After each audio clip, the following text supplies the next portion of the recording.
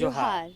कृषि दर्शन कार्यक्रम में आप सभी का बहुत बहुत स्वागत है। आपके साथ मैं हूँ रुमकी और संगे संगे किसान भाई मन जतरू भाई बटले भी एकदम फिर से जोहार। बिल्कुल। और आज भी हम लेके आए हैं जानकारियाँ, लेकिन हर बार की तरह तो जो जानकारियाँ होती है वो हम समाचार के बाद ही देते हैं। एकदम तो हमरे मन फटाफट देख लेविला कृषि समाचार। और कृषि समाचार के अंतर्गत हमरे मन जैसन कि हर धाव देखिला, हर बार देखिला कि बहुत सन जानकारी हमरे मन के खेती बाड़ी के बारे में रहेला और संगे संगे का रहेला मौसम के मिजाज के बारे में भी जानते हैं। और भाई हमरे मन बाजार भाव भी तो जाना। बिल्कुल, तभी तो हम अच्छे से जाएंगे बाजार और सही तरीके से यानी सही दाम में सामान खरीद के लेके आएंगे। एकदम बहुत जानकार हो जाए, बहुत जरूर है। तो चलिए फटाफट देख लेते हैं कृषि समाचार।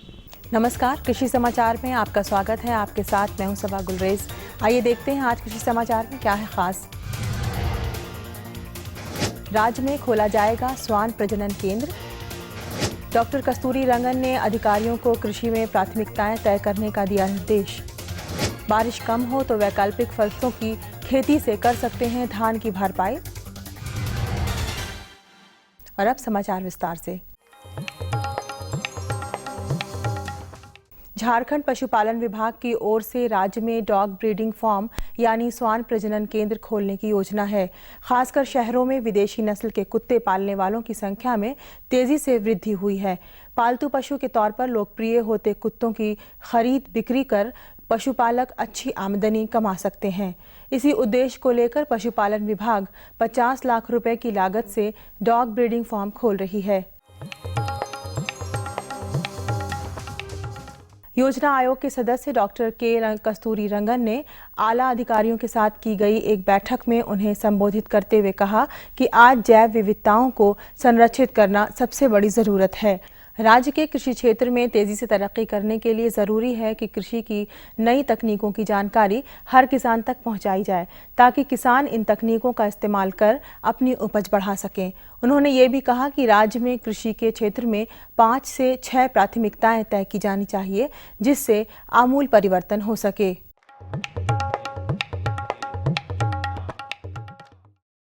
खरीफ का मौसम आने वाला है। कम बारिश होने की स्थिति में किसान धान की जगह मक्का, कुल्थी, मूंग, नाइजर और मड़ुआ जैसी वैकल्पिक फसलों की खेती कर सकते हैं। धान के फसल को सिंचाई के लिए पर्याप्त पानी की जरूरत होती है। खरीफ के मौसम में पर्याप्त बारिश हो ये कोई जरूरी नहीं। ऐसी स्थिति में धान के उत्पादन पर प्रतिकूल प्रभाव पड़ सकता है। लेकिन खरीफ मौसम की कई ऐसी फसलें हैं जो कम पानी में उपजाई जा सकती हैं।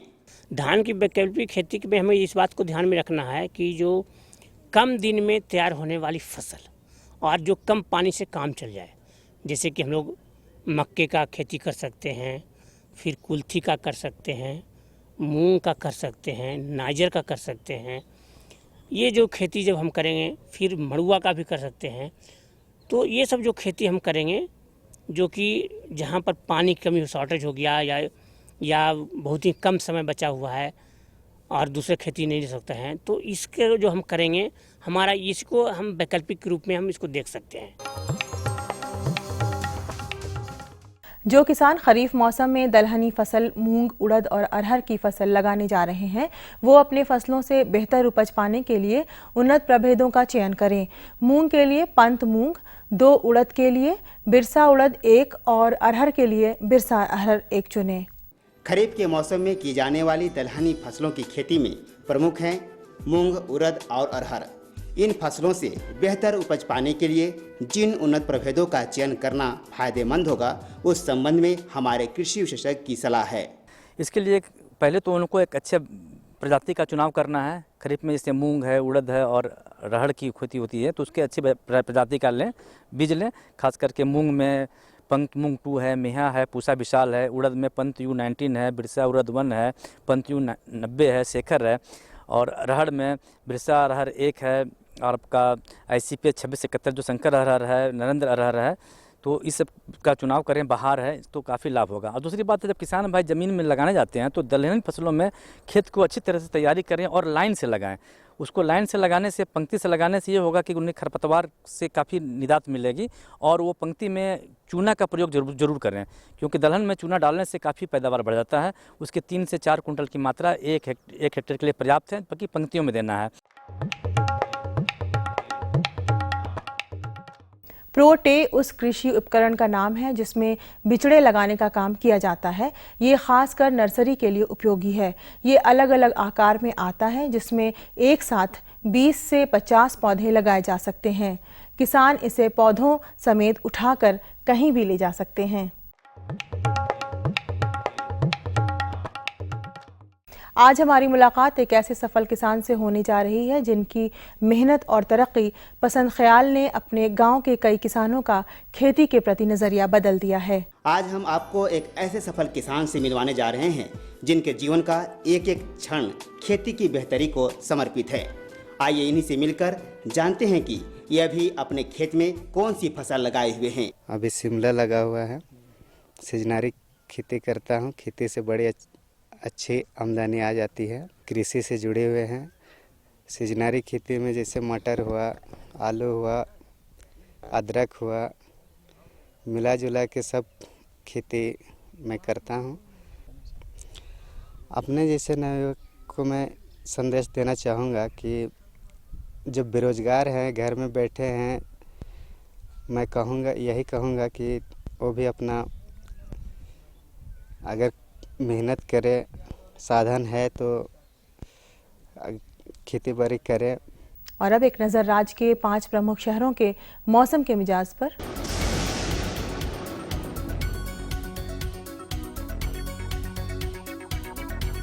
आज राज्य के 5 प्रमुख नगरों के दर्ज तापमान कुछ इस तरह से हैं।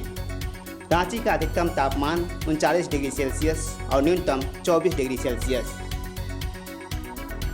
जमशेदपुर का अधिकतम तापमान 41 डिग्री सेल्सियस और न्यूनतम 24 डिग्री सेल्सियस। मेदिनीनगर का अधिकतम तापमान 44 डिग्री सेल्सियस और न्यूनतम 25 डिग्री सेल्सियस।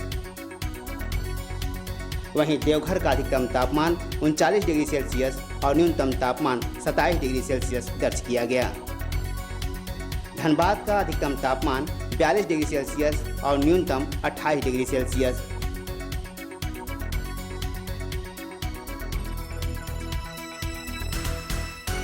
और अब मंडी भाव में आइए नजर डालते हैं अनाजों के भाव पर।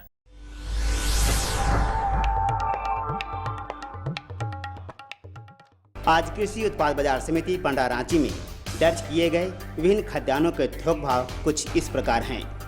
चावल मोटा 1800 रुपये से 2000 रुपये, चावल मध्यम 2050 रुपये से 2200 रुपये, चावल उत्तम 2250 रुपये से 2550 रुपये, गेहूँ 1650 रुपये से 1750 रुपये, चना 4750 रुपये से 5150 रुपये, दाल अरहर 6800 रुपये से 7150 रुपये, दाल मसूर 4300 रुपये से 4650 रुपये, दाल चना 5750 रुपये से 6100 रुपये, सरसों तेल 9950 रुपये से 10100 रुपये, चीनी 3200 रुपये से 3300 रुपये, आलू 600 रुपये से 800 रुपये और प्याज 1000 रुपये से 1200 रुपये प्रति क्विंटल रहा। अब कृषि दर्शन उपलब्ध है यूट्यूब के लिंक पर भी। कृषि समाचार में आज इतना ही। अगले दिन अगले अंक में फिर मुलाकात होगी कुछ ताज़ा तरीन खबरों के साथ। तब तक के लिए दीजिए इजाज़त। नमस्कार, जोहार। अलबत्त एकदम नगद नगद जानकारी हो गया का और खेती बाड़ी कर संगे संगे हमारे मन बाजार भाव के भी जान ले ली है नहीं। बिल्कुल। तो इस अंक में हम फिलहाल रुकेंगे एक छोटे से विराम के लिए, वापस आएंगे और जानकारियाँ देंगे आपके लिए। ये लो और बताओ। बस। अरे ये क्या भैया जी, बस इतनी सी रासायनिक खाद? किसानी छोड़ रहे हो क्या? किसानी नहीं, नादानी छोड़ रहे हैं। मिट्टी की जांच कराई है। अब तो लालाजी जितनी जरूरत है उतने ही उर्वरक खेत में डालेंगे। हाँ, किसान भाई आज ही अपने जिले की नजदीकी भूमि परीक्षण प्रयोगशाला में मिट्टी की जांच जरूर करवाएं और मिट्टी में पोषक तत्व, नमी व पौधे के विकास को देखते हुए केवल जरूरत के अनुसार ही पोषक तत्व डालें। और हाँ, मिट्टी में गंधक, जस्ता, बोरोन जैसे सूक्ष्म पोषक तत्वों का पता लगाना भी न भूलें। उर्वरक और जैविक खाद के सही उपयोग से भूमि का उपजाऊपन बनाए रखें, उत्पादकता बढ़ाएं, खर्चा घटाएं और बहुमूल्य विदेशी मुद्रा बचाने में भी सहयोग दें। और हाँ, धीमी गति से नाइट्रोजन उपलब्ध कराने वाले उर्वरकों जैसे नीम लेपित यूरिया को प्राथमिकता दें और यूरिया का पत्तों पर छिड़काव करें। अरे वाह, तू तो सचमुच समझदार हो गया रे। अधिक जानकारी के लिए संपर्क करें जिला कृषि अधिकारी या किसान कॉल सेंटर।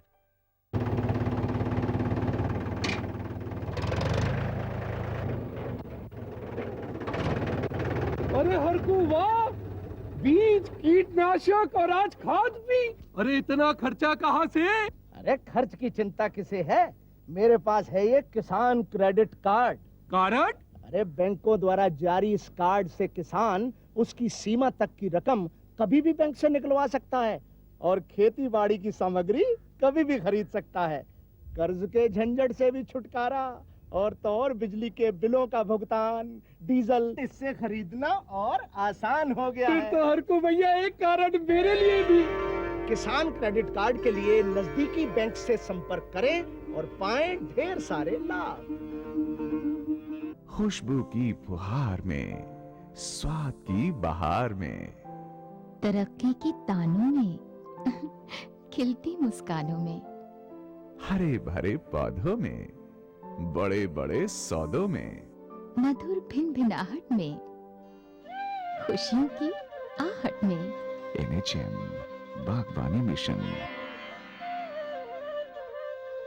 हमारी चाहत आपकी मुस्कुराहट। विराम कर बाद एक धाव सब किसान भाई मन के हमारे मन फिर से जोहार कहिला और जानकारी भी हमें उनके जुगाड़ करके लाइन ही से और जो जानकारी है आज हमारी वो है, हम बताएंगे आपको कि खरीफ मौसम में जो धान की बुआई होती है ना, वो भी तारनुमा जमीन पे किस तरीके से करनी चाहिए, क्या क्या प्रबंध होने चाहिए और क्या एक प्रभेद है, किस्म कौन सा है। और ये सारी जो जानकारियाँ सही नहीं होने पे ना वो जो बुआई होती है ना वो नुकसान हो जाती है। एकदम और भाई नुकसान तो हमरे मन के उठाए खोएला। हाँ तो किसान भाई मन आउ हमरे मन विशेषज्ञ से जानकारी फटाफट ले लेविला कि भाई कैसे एकर खेती बाड़ी करे है।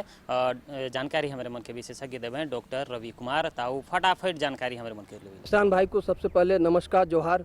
किसान भाई, धान की जब हम लोग टाण जमीन की खेती की बात कर रहे हैं तो किसान भाई ऐसा ज़मीन चुनाव करें कि जो कम से कम ठीक ठाक हो। ऐसा नहीं कि जैसा तैसा भी आप टाण ज़मीन ले लिए और उसमें खेती कर रहे हैं। सबसे पहले जब हम लोग टाण ज़मीन की खेती करने जा रहे हैं तो गर्मा के मौसम में जब बारिश होती है उसके पश्चात हम लोग को खेत की गहरी जुताई कर देनी चाहिए। अगर आपके पास देसी बैल हैं उससे भी आप कर सकते हैं, और अगर ट्रैक्टर है तो और भी अच्छा है। ट्रैक्टर से हम लोग गहरी जुताई करते हैं तो उससे क्या फ़ायदा होते हैं कि जो भी कीड़े मकोड़े रहते हैं मिट्टी में वो ऊपर आ जाते हैं और ऊपर आके वो नष्ट हो जाते हैं। दूसरा, जो भी खरपतवार जो होता है, जो टाण ज़मीन में हम लोग को देखने में आता है कि टाण ज़मीन में सबसे ज़्यादा हम लोग को खरपतवार से ही उपज क्षमता में ह्रास होता है। तो हम लोग गर्मी के मौसम में जैसे ही बारिश होती है उसके बाद हम लोग ट्रैक्टर से अगर खेत की गहरी जुताई 1-2 बार कर दें तो इससे हम लोग का वीट का खरपतवार का नियंत्रण हम लोग का बहुत हद तक हो जाता है। धान की उन्नत किस्में और इसकी उपज क्षमता के बारे में आप किसान भाई को क्या कहना चाहेंगे? किसान भाई, जब भी हम लोग टाण ज़मीन की बात करते हैं तो इसमें हम लोग को 100 दिन तक में पक के तैयार हो जाने वाली किस्में को चुनना चाहिए। ये 100 दिन में पक के तैयार हो जाने वाली किस्म जो हम लोग के पास है बिरसा धान 108, जो कि ये 70 से 75 दिन में पक के तैयार हो जाने वाली किस्म है और इसकी उपज क्षमता आपको 20 से 25 क्विंटल प्रति हेक्टेयर आंकी गई है। दूसरी जो प्रजाति है बिरसा कृषि विश्वविद्यालय द्वारा ही विकसित की गई प्रजाति है बिरसा विकास धान 109। ये भी अच्छी किस्म है और ये 80 से 85 दिन में पक के तैयार हो जाने वाली किस्म है और इसकी उपज क्षमता 25 से 30 क्विंटल आंकी गई है। इसके दाने महीन होते हैं। तीसरी जो वैरायटी है बिरसा विकास धान 110, ये वैरायटी 90 से 95 दिन में पक के तैयार हो जाने वाली किस्म है और इसकी उपज क्षमता 25 से 30 क्विंटल है। इसके दाने लंबे होते हैं और ये जो दोनों वैरायटी जो मैं बता रहा हूँ बिरसा विकास धान 109 और बिरसा विकास धान 110, ये सूखा अवरोधी किस्म है। इसमें सूखा सहने की क्षमता भी होती है। कभी आप देखें किसान भाई, खरीफ के मौसम में कभी कभी 10 से 15 दिन बारिश नहीं होती है, तो इसमें ये प्रजाति आप अगर चुनाव करके इसको लगाएंगे तो ये अच्छे रहते हैं। इसमें सूखा सहने की क्षमता रहती है। तो इस तरह ये तीनों किस्म जो है मैंने बताया, ये 100 दिन में पक के तैयार हो जाने वाली किस्म है। इसकी बुआई का उचित समय क्या होना चाहिए? आप किसान भाई को क्या कहना चाहेंगे? किसान भाई, 15 से 30 जून तक टाण ज़मीन में बुआई के लिए हम लोग का उपयुक्त समय है। किसान भाइयों को चाहिए कि 15 से 30 जून में अपना बुआई अवश्य ही कर ले। अगर किसी कारणवश कभी मानसून देर से आता है तो किसान भाई 7 जुलाई तक अपना टाण ज़मीन में बुआई, सीधी बुआई जो हम लोग करते हैं, उसको कर लेनी चाहिए। आपके विचार से बुआई का दर या उचित समय क्या होना चाहिए? आप किसान भाई को क्या कहना चाहेंगे? जब भी हम लोग बुआई का जो बात कर रहे हैं किसान भाई, टाण ज़मीन में हम लोग को 100 केजी 100 किलोग्राम बीज की आवश्यकता होती है। और इसको जब भी लगा रहे हैं तो हम लोग लाइन में लगाते हैं। लाइन में लगाने से क्या फ़ायदा हो जाता है किसान भाई? खरपतवार निकालने में हम लोग को सुविधा होती है। जब भी हम लोग लाइन में लगा रहे हैं तो खरपतवार हम लोग को डच हो से हम लोग खरपतवार आसानी से हम लोग निकाल सकते हैं। डच हो जो भी होता है, ये हमारी यहाँ की ग्रामीण महिला भी इसको अच्छी तरह से यूज कर सकती है। ये बहुत ही हल्का होता है। कुदाल तो आप देखेंगे वो भारी रहता है, चौड़ा रहता है, लेकिन डच हो थोड़ा पतला रहता है और ये बहुत हल्का रहता है।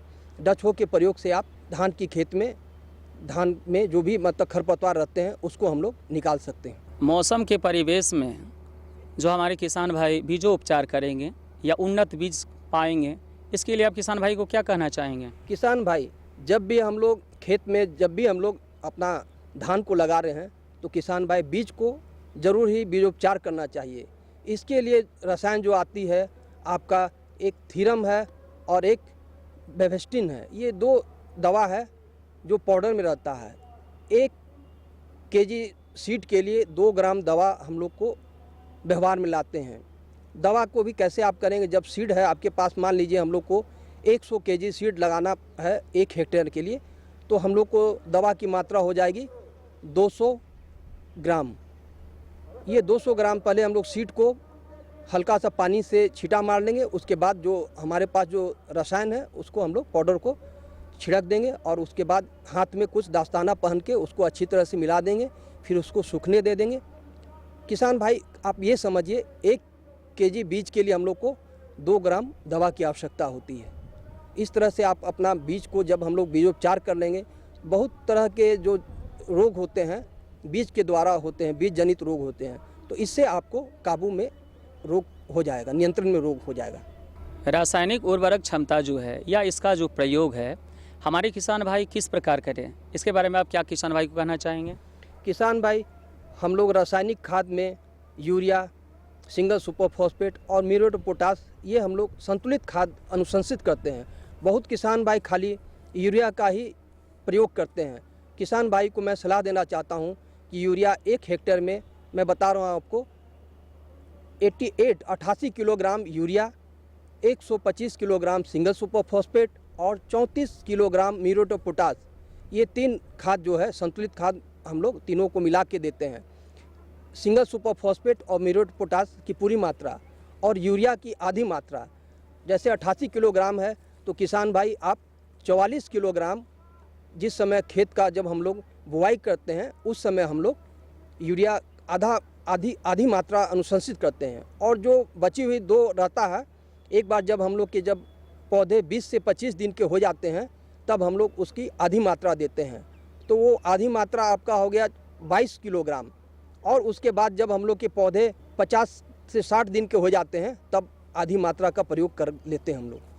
तो देखा ना किसान भाइयों, हमारे विशेषज्ञ ने कितनी अच्छी आपको जानकारी दी, जो ज़मीन का चुनाव कैसे करना चाहिए, इसकी तैयारी कैसे करना चाहिए, उर्वरक क्षमता क्या होना चाहिए, खासकर इसका निराई गुड़ाई या निकौनी वो किस तरह से करना चाहिए, किन जगहों में धान की खेती करना चाहिए, किस प्रकार करना चाहिए, इन तमाम बातों की जानकारी हमारे विशेषज्ञ दी। सर आपको बहुत बहुत धन्यवाद है और किसान भाइयों आपको भी जोहार। तो डॉक्टर रवि जी ने बहुत अच्छी सी जानकारी दी और साथ ही बताया कि किस तरह से ताड़नुमा जमीन पे धान की खेती की जाए और बहुत ही सरल उपाय हैं, उन्हें अगर ध्यान में रखा जाए तो नुकसान बिल्कुल नहीं होगा। एकदम, और संगे संगे बता लें कि भाई कौन कौन किस्म के हमारे मन अपन खेत में लगाव तो इकर खेती कैसन हुई है। हाँ, और साथ ही जब धान की बात हमने कर ही ली है तो भाई दलहनी फसलों को कैसे छोड़ सकते हैं। अलबत्त दाइल कर तो भाई दीवाना हो जाए हमारे भौजी, तो आओ तब हमारे फटाफट इकर बारे में भी जान ले भाई की, तो फटाफट हमारे मन डॉक्टर नीरज कुमार से जानकारी के ले लेविला